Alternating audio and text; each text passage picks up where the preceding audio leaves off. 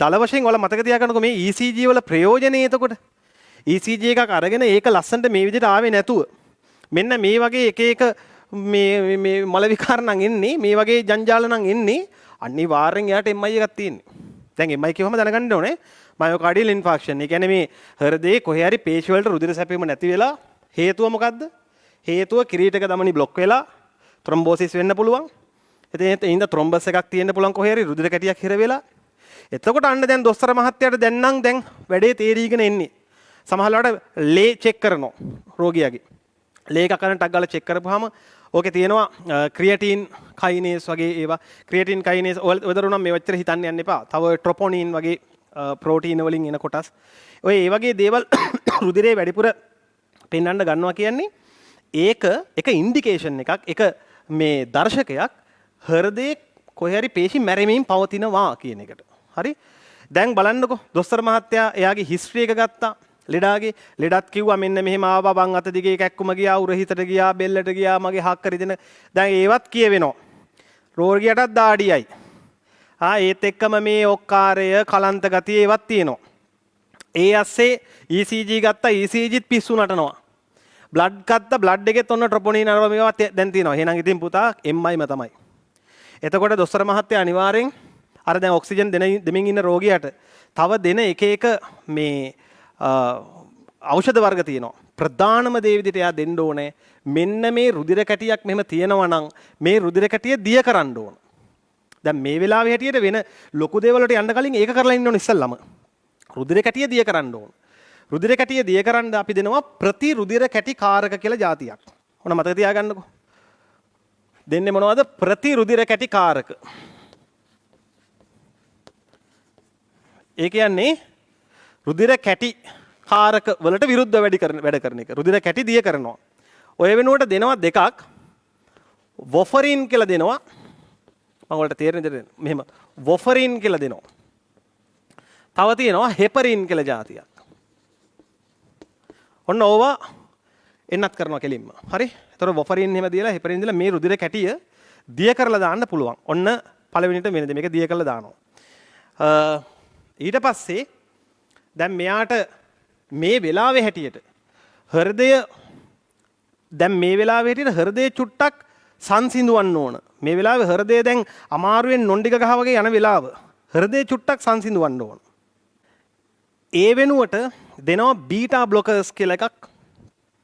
Beta බ්ලොකර්ස් කියලා beta කියන රිසෙප්ටර් జాතිය block කරනවා. බීටා බ්ලොකර්ස්. මේවා දුන්නාම හෘදය අර වැඩ කරන අර ගන්න මේ ඩම් එක එයා චුට්ටක් අඩු කරනවා. එතකොට අර එයා දැන් අඩු වෙන්නේ වැඩ කරන්නේ. එයාට ඔක්සිජන් ඕන අඩුවෙන්.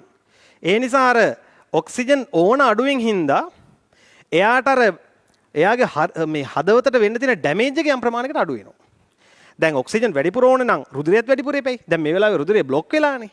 ඒ ඇස්සේ අපිට තියෙන හොඳම දේ තමයි චුට්ටක් මෙයාව පොඩ සංසිඳුවන එක. බීටා බ්ලොකර්ස් දෙන්නේ ඒකයි.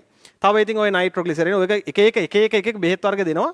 ඒවා ඉතින් ඔයාලගේ මේ මට්ටමට වැඩි නිසා මම ඒවා කියවන්න යන්නේ නැහැ. හරිද? ඊට පස්සේ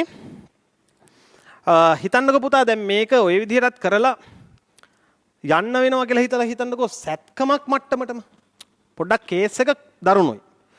ඒ වෙලාවට මෙන්න මේ ක්‍රමේ පාවිච්චි කරනවා. මොකද්ද? කොරොනරි ඇන්ජියෝප්ලාස්ටි. කොරොනරි ඇන්ජියෝප්ලාස්ටි එකක් කරන්න වෙනවා. ඒ කියන්නේ පුතා මේ හිතන්නකෝ මෙහින් මේ කකුල පැත්තෙන් අපේ එනවනේ මහා දමනිය. මේ මහා දමනිය ගිහිල්ලා මෙහෙම හැරිලා මේක යනවා මෙහෙම දේහය මැද්දෙන් ගිහිල්ලා මෙහෙම ජගන දමනි කියලා කකුලෙන් යනවා දමනි දෙක. මේ දමනියකින් තමයි බොහෝ විට ඇතුල් කරන්නේ කැතීටර් එකක් කියලා. කියන්නේ නිකන් හිතන්නකෝ ඔයාලා කැතීටර් එක කියන එක දන්නවද? කැතීටර් කියන්නේ දැන් මුත්‍රා මාර්ගයේ යම් බ්ලොක් වීමක් තියෙනවා නම් ඒ මුත්‍රා මාර්ගයේ එළියේ ඉඳන් බටයක් ඇතුල් කරන්න පුළුවන් මුත්‍රාශයට. බටයක් කියන්නේ චූටි සිහින් බට මේ ලොකු වෙස්ලෝන් බටයක් වගේක් ගහන්නේ මුත්‍රාශය ගැලවිලා අතට චූටි කූරක් වගේ එකක් යවනවා. ඒ වගේ කැතීටර් එකක් එවනවා මේ දමනි දිගේ. එවලා ඒක හරි මේ පරිස්සමින් කරන්න ඕනේ. ඉතින් ඒ වෙලාව මෙන්න මේ කිරීටක දමනියටම එවනවා මේක මෙහෙම. මහා දමනියට ඇවිල්ලා ඒකෙන් කිරීටක දමනියට මෙවලා මෙන්න මෙතෙන්ට ඒකෙන් හිමීට මෙහෙම අයිනෝ. එනපුවාම මේක දිය වෙලා යනවා. ඊට අමතරව ඇනලා ඒ බටේ පුතා මෙහෙම තියෙන්නේ. මැද්දේ චූටක් ඔය වගේ ලොකුයි මේ වගේ. පොඩි බැලුන් එකක් තියෙන්නේ. ඔහොම කෙලවරක් තමයි එවන්නේ මෙතෙන්ට. එවලා මෙන්න මේ බැලුන් එක පුම්බන්න පුළුවන් මෙහෙම. කට දෙලා පුම්බන්නේ නැහැ පල්ලෙහෙන්.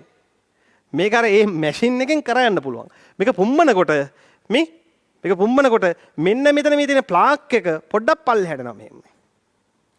සමහර විට මේකේ අර තියෙන චීසි අපියරන්ස් යන්නත් පුළුවන්. මෙහෙම පොඩ්ඩක් මේක මේව කරනවා. ඔයාලා දන්නවද සමහර වෙලාවට මේක මෙහෙම එවන්නේ පොඩි ඔන්න ඔය වගේ පොඩි මේ දැලකුත් එක්ක. මේකේ දැලක් තියෙනවා මේ.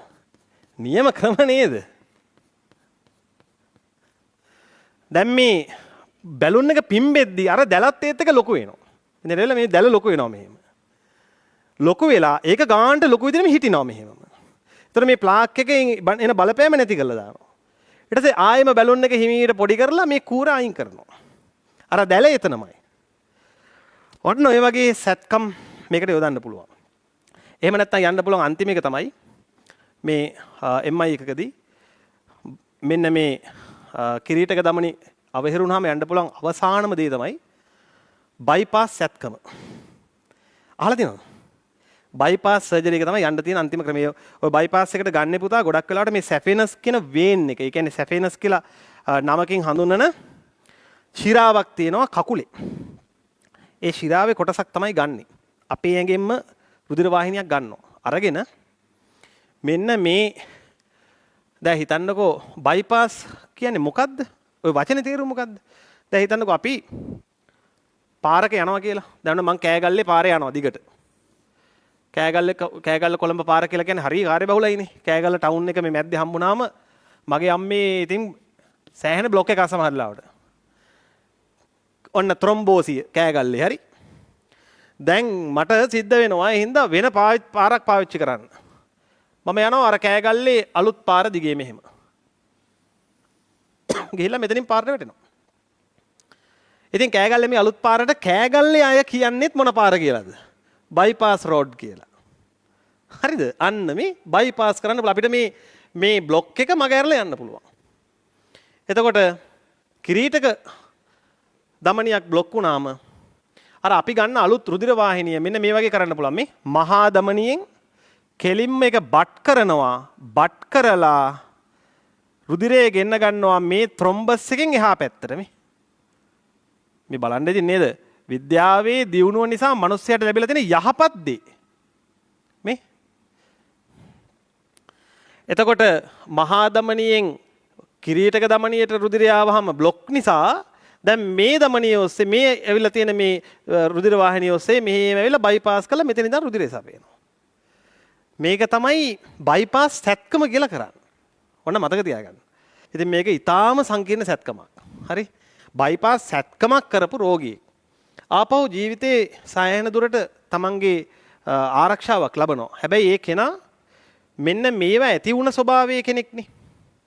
ඒ කියන්නේ මේ ඇතරෝමා ඇතරස්ක්ලෙරොසිස් කියන තත්ත්වයට මූණ දුන්න කෙනෙක්නේ. මම අර කියවර මොකක් නිසාද මේක වැඩිපුර එන්නේ? දුම්බීම නිසා. සමහර තව හේතු තියෙනවා හරිද? දුම්බීමත් ප්‍රධාන හේතුවක්. ඒ නිසා අන්න ඒ වගේ මේ කැත පුරුදු දුර්වල පුරුදු අතාරින්න ඕන. ඉතින් මම කියන්නේ ඒකයි අපේ දරුවන්ට මෙතෙන්ට එනකන් ඉන්න එපා දුම්බීම අතාරින්න අනාගතේ. කොහොමද දුම්බීම කෙනෙක් වෙදරුව පටන් ගන්න එපා. දැන් මේ වීඩියෝ එක මම බලාපොරොත්තු වෙනවා YouTube එකේ දාන්න. ඉතින් අපේ හිතවත් උදවිය බලනවනේ. ඒ සියලු දෙනාටත් මම ඉතාම ආදරෙන් ඉල්ලන්නේ සෙනෙහසින් ඉල්ලන්නේ මෙතෙන්ට එනකන් ජීවිතේ ඉන්න එපා. ඔය වගේ පුරුදු දිනන අතාරින්න දැන් මතයලා දාන්න. මොකටද අපි මේ වගේ අවදානමක් ගන්නෙ? හරි? ඒ නිසා මේ දරුවනේ ඔන්න මතක තියාගන්න ECG ගැනීමේ වටිනාකම රෝග නිర్ణයට සෑහෙන හේතු වෙනවා. ඒ වගේම මේ කිරීටක සංසරණය, කිරීටක දමනි බ්ලොක් වීම, අවහිර වීම, බයිපාස් සර්ජරි ඔය සෑම සියලු දේම ඔන්න කියලා දුන්නා. දැන් නෝට් එකට යන්න.